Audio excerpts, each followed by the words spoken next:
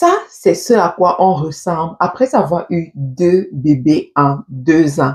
Oui, les amis, pour ceux qui ont suivi mon actualité ces derniers temps, je n'étais pas présente sur YouTube, je n'étais pas présente sur les réseaux sociaux même en général depuis quelques mois parce que je vivais une grosse période de maternité. Oui, pour ceux qui ont compris, ces derniers temps, j'ai eu un nouveau bébé et je suis tellement contente. Et ça a apporté tellement de changements aussi dans ma vie, dans mon travail, dans mon emploi du temps. Et on parlera de tout ça dans cette vidéo. Aujourd'hui, je vous fais cette vidéo pour vous raconter ma petite histoire concernant cet aspect de ma vie et aussi pour vous enseigner les leçons que j'ai tirées de cet épisode de ma vie en tant que femme d'affaires. Parce que oui, on va toujours amener tout ce qu'on vit à l'entrepreneuriat, c'est le chemin que nous avons choisi. Et je sais qu'il y a plusieurs personnes ici, certainement, qui vont se reconnaître dans ce que je vais dire, qui vont être interpellées aussi dans ce que je vais dire. Donc, restez connectés jusqu'à la fin. Carilla Cosmetics, une marque déposée canadienne. Livraison partout dans le monde. Alors, quand j'ai annoncé que j'étais de nouveau maman, voilà, sur mon compte Facebook, il y a eu un commentaire qui a attiré mon attention. Voilà le commentaire. Et quand j'ai vu ce commentaire, j'ai compris que beaucoup de gens ne me connaissent pas, en fait. Beaucoup de gens ne me connaissent pas qui je suis. La dame, déjà, elle pense que là, j'ai avancé. Et je vais vous dire, je vais vous demander, mettez en commentaire, quel âge vous pensez que j'ai? Quel âge vous pensez que ma Karine a? Bon, ne vous fiez pas à mes grosses joues en ce moment, hein, parce que je viens d'avoir un bébé, donc je suis encore dans le corps de la maternité, avec les hormones et tout. Donc, fiez-vous à ma Karine que vous connaissez en temps normal. Voilà. Donc, ce commentaire a attiré mon attention et puis j'ai mis cette réponse. Voilà. Il se trouve que lorsque je me suis mariée, voilà, on a passé 5 ans, voilà, sans avoir d'enfant. Ça a été une longue période d'attente, 5 ans. Et en 2024, j'ai eu ma fille, voilà, que j'ai communiqué dessus. Il y en a, vous connaissez très bien l'histoire. Et en 2025, j'ai encore eu un autre bébé. D'accord? Donc, en 2 années consécutives, j'ai eu un autre bébé. Et il y en a qui se disent que, waouh, pourquoi, est-ce que tu as voulu et tout? C'est sûr que le deuxième bébé est arrivé par surprise parce que on n'était pas préparé. On savait, on n'imaginait même pas que ça pouvait arriver. Pour la petite histoire, quand j'étais à l'hôpital avec ma première fille, et le jour où on devait sortir, il y a eu au moins 3 médecins qui sont venus nous voir et qui ont demandé, est-ce que vous voulez des méthodes de contraception? Est-ce que vous avez pensé à la contraception? On leur a dit non. On n'y a pas pensé. On ne veut pas y penser. On ne veut même pas qu'on nous conseille par rapport à ça parce que on n'est pas intéressé. En fait, on le disait pourquoi? On le disait après je pense, après une période de frustration. Voilà. Après avoir attendu 5 ans, une fois que tu as l'impression que les portes sont ouvertes, tu n'as pas envie encore de les fermer. You are getting me. Donc, on s'est dit, on ne veut même rien savoir. Et on se disait, si jamais on prend même la contraception, ça voudrait dire qu'il faut encore attendre 5 ans, il faudra encore attendre des années. Donc là, ça ne nous intéresse pas. Donc, on n'a pas pris ça en considération et nous sommes rentrés.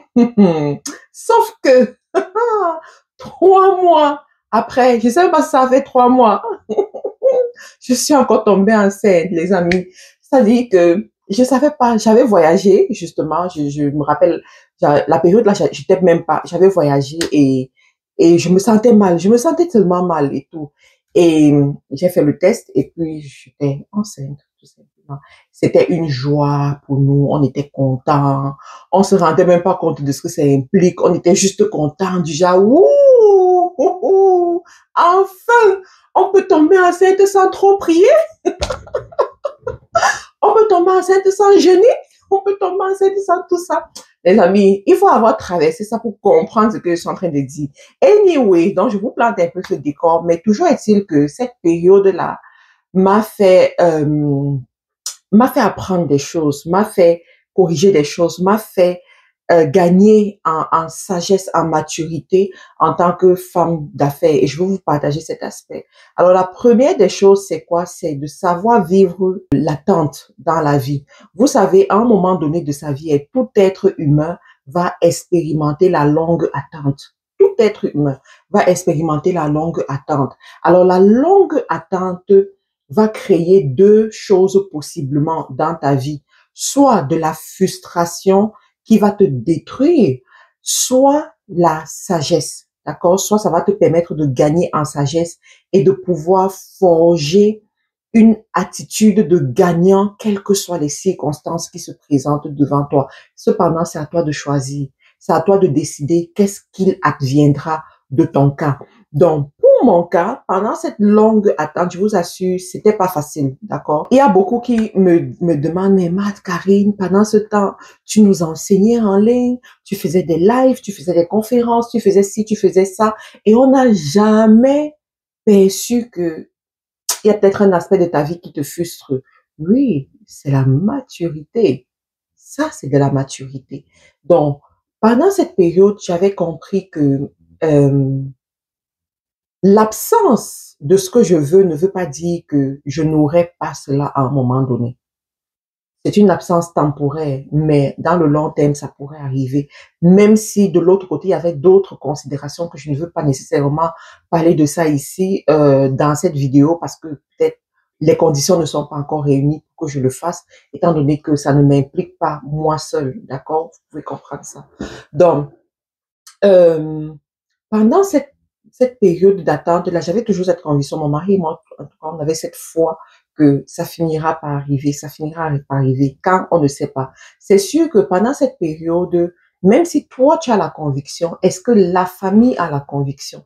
Est-ce que les proches ont la conviction? Est-ce que les amis qui sont autour de vous ont cette conviction? Je vous assure que pendant cette période, j'ai entendu beaucoup de choses de ceux qui pouvaient nous parler. Parce que c'est que des fois dans la vie, il y a une catégorie de personnes, même si elles veulent parler, elles ne sont pas assez proches ou bien il y a cette barrière qui fait en sorte qu'elles ne peuvent pas dire ce qu'elles pensent. Mais elles vont quand même te jeter des petites paroles pour que tu comprennes que... Mais la famille, par contre, elle peut te dire des choses. Donc, on avait justement certains membres de la famille qui allaient même souvent nous convoquer pour nous demander, mais c'est quoi cette histoire? Vous êtes seulement en train de chercher l'argent? Ce n'est que l'argent qui vous intéresse? Pensez aussi à avoir des enfants. Hein? Quand on cherche l'argent, il faut avoir les enfants qui vont manger cet argent-là. Est-ce que tu as compris, Marthe Karine? Parce que c'est moi qui suis toujours devant anyway. Donc, il y avait ces épisodes-là et je vous assure que c'est sûr que même quand devant ces personnes, tu te dis, oui, c'est pas ça, c'est pas, on y pense, mais c'est pas nous qui donnons les enfants. Mais après, quand tu te retrouves seul, tu commences à réfléchir, tu te demandes que, ah, est-ce que je suis pas en train de faire la mauvaise chose? Et je pense que je ferai une autre vidéo dessus pour parler de ça, pour mettre le point sur le fait que lorsque tu traverses des moments, en fait, lorsque les choses ne se passent pas comme tu veux dans ta vie, c'est quoi la bonne attitude? De se morfondre, de pleurer, que tout le monde voit que tu es en train de pleurer parce que cet aspect de ta vie-là ne va pas et que tu dois remplir leur imagination ou bien leur attente de te voir triste et tout le temps être triste. Est-ce que c'est ça la bonne attitude? Parce que j'avais l'impression que c'était ça la bonne attitude pour la plupart des personnes. Il fallait que lorsqu'on on te voit misérable, on te voit triste, on te voit ceci et ça, pour montrer que oui, tu es conscient du fait qu'il y a quelque chose qui ne va pas. Moi, je prends pas ça comme ça. Moi, j'ai pris le temps de travailler sur moi. J'ai pris le temps de travailler euh, sur l'attraction de ce que je veux, sur la personne même que je veux être, pour comprendre que je ne tombe pas dans ce genre de piège. Donc, il y a ça. De l'autre côté aussi, une des choses qui m'avait aussi marqué, ce sont peut-être des collègues ou bien des personnes qui vont te lancer des pics. Au lieu de faire des conférences, tu devrais t'asseoir et chercher l'enfant. Moi, j'ai entendu des choses comme ça. Mais vous, you don't know me. Moi, des fois, j'ignore. Pour ça, je suis entraînée pour ça. I am trained in that. Donc, quand tu entends des choses comme ça, tu ignores. C'est comme vu et ignoré, quoi. Et ton vu et ignoré passe aussi le message à l'autre personne. Parce qu'à la fin de la journée, ce ne sont pas les autres qui décident de ta vie. À la fin de la journée, ce ne sont pas les autres qui sont ton Dieu. À la fin de la journée, anyway. Mais je dois aussi reconnaître que pendant ce temps, il y avait des personnes de très bonne volonté. Des personnes remplies de compassion, de l'esprit de Dieu même, je dirais, qui n'avaient même pas besoin de tenir la conversation avec moi, mais qui se mettaient dans des prédispositions de prière, qui jeûnaient, qui demandaient à Dieu, qui faisaient même des offrandes, voilà, aux orphelins, en mon honneur, sans que je ne sois au courant. J'ai su tout ça quand j'ai accouché, parce que ces personnes-là ont tellement de respect pour toi qu'elles se disent que, ah, je veux pas encore parler de ça avec elle, mais je suis conscient que, anyway, les amis, on parlera de ça dans C'est pas vie. C'est là où on doit parler de ça, c'est pas ici. Donc, ça, c'est la première des choses. La deuxième des choses, c'est que pendant cette période, j'ai appris à travailler sur moi. Les amis, je vous assure que personne n'a une vie parfaite. Toutes les personnes que vous voyez sur Internet, toutes les personnes que vous voyez briller, toutes les personnes que vous admirez et tout, personne n'a une vie parfaite. Je pense que peut-être même que Dieu fait toujours qu'il y ait un petit truc dans ta vie là qui sera un sujet de prière pour toi, peut-être pour te rendre humble, peut-être pour garder tes pieds sur terre, peut-être pour te rappeler que tu es humain, tu as des limites et il y a un Dieu au ciel.